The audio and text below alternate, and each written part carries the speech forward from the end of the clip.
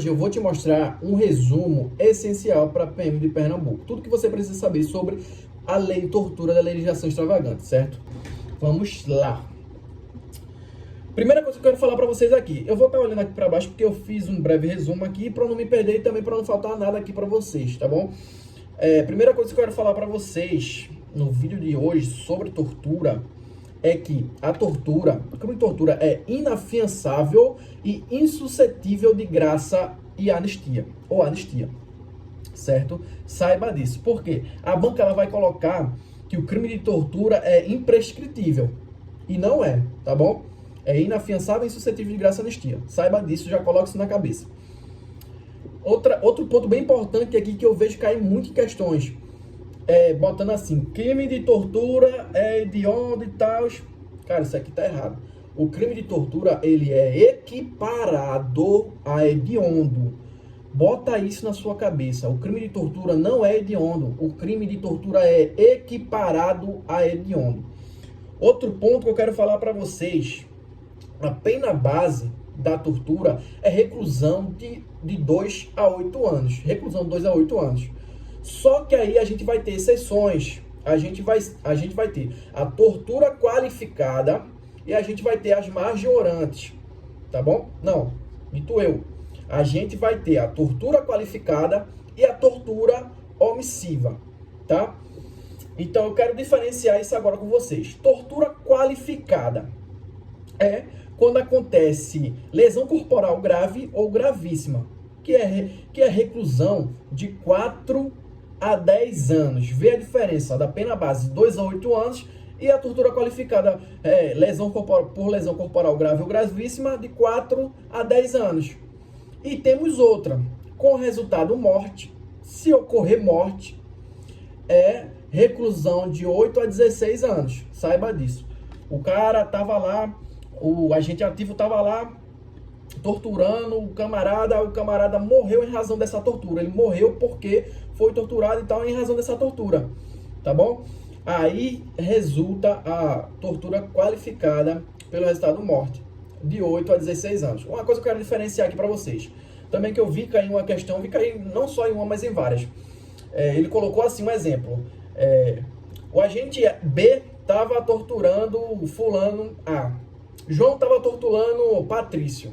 Só que João não queria que ninguém descobrisse. João foi lá, estava torturando.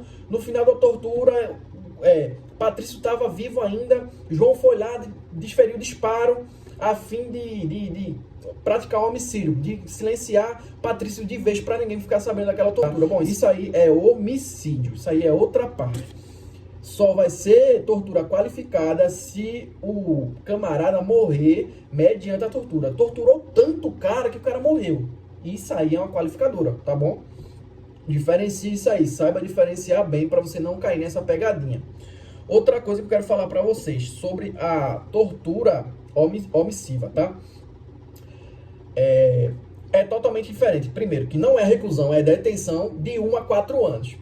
É uma pena que foge muito da pena base e da regra da tortura, tá? Que é reclusão.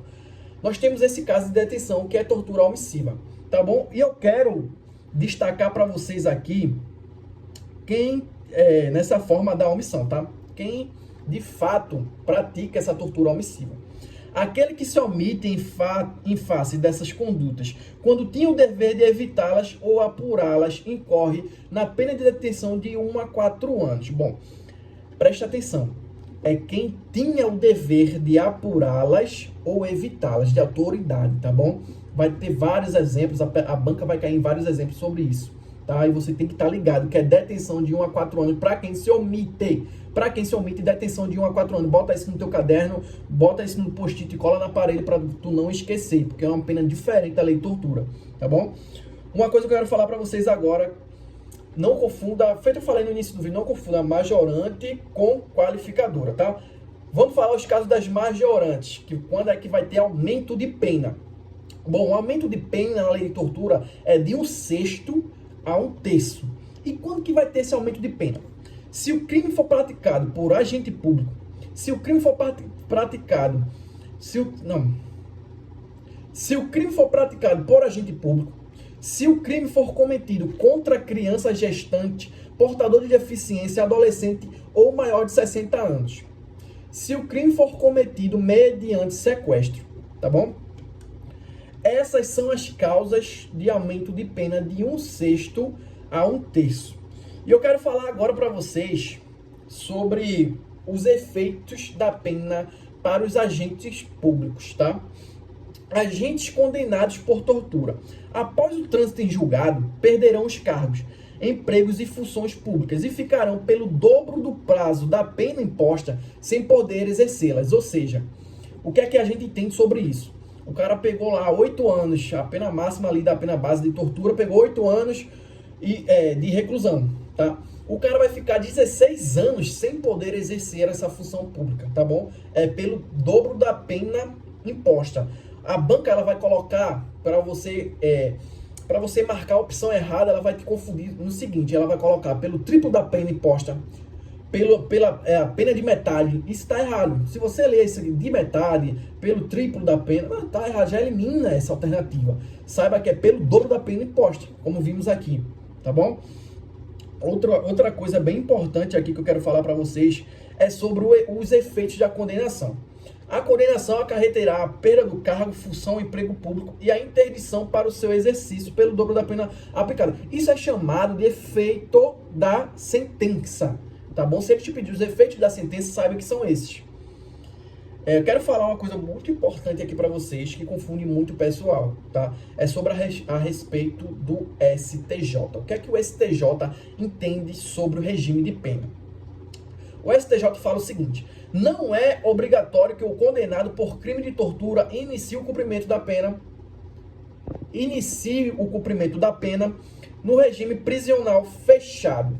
E temos escrito previsto em lei, que é o seguinte: o condenado por crime previsto nesta lei, salvo hipótese, iniciará o cumprimento da pena em regime fechado. Cara, não endole com isso.